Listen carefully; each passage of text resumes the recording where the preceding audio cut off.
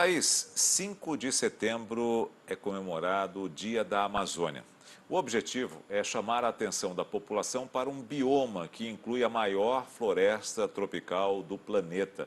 A Embrapa tem oferecido aos produtores da região uma publicação que orienta de maneira simples o cultivo de 21 espécies frutíferas nativas, exóticas ou nacionais introduzidas, auxiliando assim o planejamento da população comercial, da produção comercial e o estímulo ao desenvolvimento local. Bom, sobre esse assunto, nós vamos começar agora com o chefe de pesquisa e desenvolvimento da Embrapa Amazônia Oriental, o Valquimário Lemos. Valquimário, muito boa tarde a Olá, você. olá, boa tarde, Thaís, Nelson. É uma grande satisfação estar com vocês nessa tarde.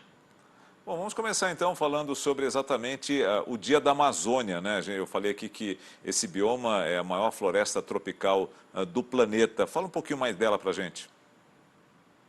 O bioma amazônio, né, ele carrega toda essa mística em função da sua biodiversidade e em função da riqueza presente nesse bioma. Então, nós que trabalhamos a perspectiva da pesquisa amazônica, nós temos um desafio muito grande que é usar em prol da floresta, em prol da sociedade, da nossa agro-socio-biodiversidade, essa riqueza posta, mas de forma a perpetuar táticas e estratégias de manejo adequado para que a gente tenha plena condição de manter a floresta em pé, que é onde nós temos a maior riqueza. Valquimário, eu queria perguntar para você, em relação a essas espécies, esse projeto que vocês estão fazendo, quais são as espécies mais comuns e também de que maneira, né, vocês conseguem aproveitar, além da culinária, obviamente, do consumo, mas também de que outras formas? Por exemplo, na indústria da beleza é muito usado também, né, esse produto vindo da Amazônia. Exato. O que nós falamos primeiro, as espécies, diríamos assim, as mais badaladas momentaneamente, né? Destacam-se o açaí, a castanha do Brasil, bacuri, o cupuaçu tem também começado a despertar interesses diversos. E a grande questão importante da nossa diversidade de frutas diz respeito exatamente a essa questão de, além de serem frutíferas com elevada atratividade em termos de sabor, em termos de aroma, é, características essas que já conquistaram os diferentes consumidores e chefes de cozinha, ainda são espécies com elevado potencial agroindustrial.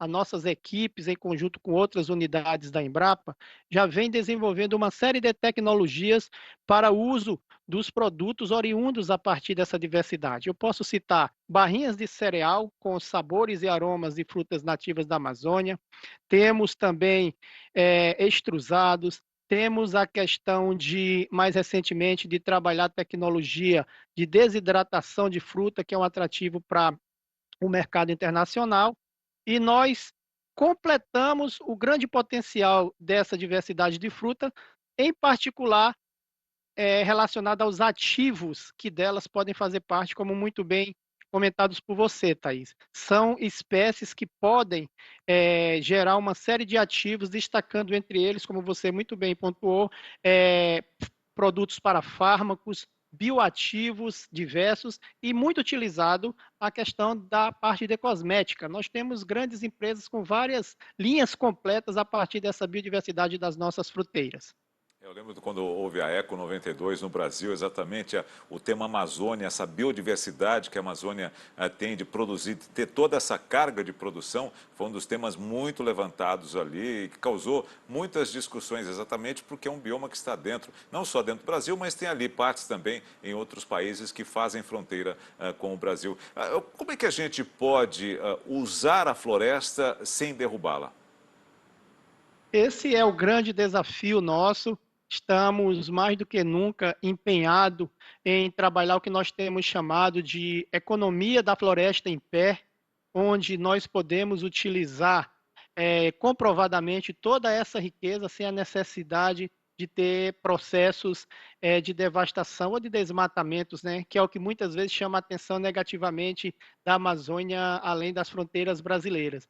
Então, a exploração racional com uma roupagem científica parece ser a melhor maneira de nós utilizarmos de forma sustentável essa biodiversidade que é rica, que é diversa e que, apesar de tudo, ainda é pouco explorada no sentido de utilização. Eu queria te perguntar, Valquimar, em relação ao cenário atual. Esse cenário da produção de frutas, aí, principalmente da Amazônia, ele é um cenário que está em expansão. Nesse momento, o foco é o mercado brasileiro, como você disse, várias empresas grandes do setor de cosméticos estão atuando aí com linhas específicas da Amazônia. Mas e o cenário internacional também é muito promissor para a gente? Nós temos uma expectativa muito grande com o cenário de mercado internacional. O açaí e a castanha do Pará há tempo já ultrapassaram as nossas fronteiras, o que é bom, muito bom. Mas nós temos também outras frutas que têm, inclusive, né, falas de representantes comerciais dessas empresas, sido carro-chefe justamente para alcançar mercados internacionais em função das características peculiares, né, e muitas vezes nutracêuticas dessas espécies. Então, nós temos uma boa perspectiva com a cultura do cupuaçu, por exemplo, o bacuri, que tem sido chamado, né, de ouro branco da Amazônia, é uma polpa de alto valor agregado, pode chegar até R$ 50 o quilo em determinados períodos do ano, e do bacuri aproveita-se quase tudo, inclusive produtos para fármacos e para produtos agroindustriais. Então, são fruteiras que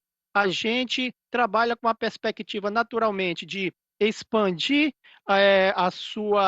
o seu conhecimento, o seu alcance no Brasil, mas também com esse olhar de fora do país para o mercado internacional. São 21 espécies que nós estamos falando aqui, a gente só nomeou aí 3 ou 4 exatamente por conta até da representatividade que elas têm, e as mais conhecidas exatamente a castanha e o açaí, que hoje rodam o mundo, né? O açaí, qualquer lugar que você vai tem açaí lá, e isso chama bastante atenção e enche a gente de orgulho. Mas a questão é, só lá é que elas podem ser produzidas? Não, não necessariamente. O açaí, a Embrapa, Amazônia Oriental, sediada no Pará, lançou 2 materiais de açaí para serem cultivados em terra firme. O último é fazendo uma analogia a uma expressão bastante comum aqui na região, chama-se açaí BRS Pai d'Égua, que é um açaí que tem uma característica de ter frutos pequenos, que refletem maior produtividade, e o mais interessante, de não ficar exposto ao período da entre-safra. Então, é um açaí que consegue produzir o ano todo, satisfazendo demandas locais, satisfazendo demandas nacionais.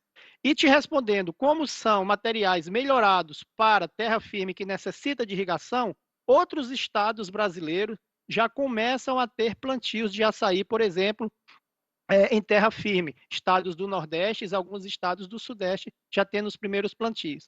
O mesmo raciocínio para as outras espécies. E o propósito, me permita só complementar, da nossa publicação é justamente trazer para a sociedade de forma gratuita informações de mais de 2 décadas, de quase 3 décadas de pesquisas que partiram desde o processo de identificação da melhor forma de se conservar e coletar sementes até propor práticas culturais adequadas. Então, nós imaginamos que a partir desse conhecimento, fazendo pequenos ajustes para diferentes regiões brasileiras, a chance de nós termos cultivos agronomicamente adequados e competitivos, capazes de gerar renda e sustentação para o produtor, muitas vezes familiar, é bastante viável. E eu queria te perguntar, Valquimar, em relação ao Norte Conectado, esse projeto que foi lançado nos últimos dias, e de que maneira ele pode beneficiar, inclusive, quem está ali produzindo na região, né? Esses produtores aí da região da Amazônia. A questão da conectividade na Amazônia é, de fato, um grande gargalo, e nós ficamos muito satisfeitos com a implementação desse programa, porque, além de permitir o acesso em tempo real de muitos dos nossos produtores, que muitas vezes se localizam em locais distantes dos grandes centros, permite esse acesso direto e vai permitir também a possibilidade de nós incorporarmos um modelo de agricultura cada vez mais discutido e desejado, que é a agricultura 4.0. Então, este programa vai nos permitir, além de outras coisas, incorporar esses agricultores nesse modelo de agricultura. Não dá para imaginar hoje, né, Thaís, Valquimário, qualquer parte do nosso país ou qualquer parte do mundo sem um acesso a uma rede internacional de computadores, à internet, né, porque isso é fundamental até para que se possa ter informações ali mais fidedignas, mais corretas, para que você possa fazer exatamente o plantio como vocês estão orientando. Agora, da minha parte, só para encerrar, Valquimário, vocês estão fazendo essas orientações aos produtores locais dessas 21 frutíferas. E a comercialização, como se dará? Perfeito, uma pergunta muito interessante. Lembrando que essas frutíferas, em geral, elas têm algumas características muito interessantes do ponto de vista de região amazônica. Então, em geral, são cultivadas em sistemas agroflorestais, que o próprio sistema carrega uma série de benefícios, né? Questão de proteção do solo, biodiversidade e uma série de outras características positivas. Mas, respondendo à tua pergunta, uma vez lançado essa genética da Embrapa com característica superior, o modelo da Embrapa é de abrir um processo onde empresas interessadas na comercialização participam de um processo e as empresas comercializam a genética da Embrapa. Esse é o padrão Embrapa, de uma forma simples de compreensão. Então, uma vez materiais dessas fruteiras superiores sendo lançados, seja na forma de clones, seja na forma de qualquer outro material superior, a Embrapa disponibiliza para ser comercializada essa genética por empresas interessadas. Dessa forma, o agricultor acessa a nossa tecnologia. Agradeço muito a sua participação, Valquimário Lemos, aqui conosco no Band News no meio do dia, trazendo esses esclarecimentos tão importantes para o setor. Um abraço para você e até a próxima. Muito obrigado, um grande abraço a vocês dois. Obrigado, Valquimário, um abraço a você.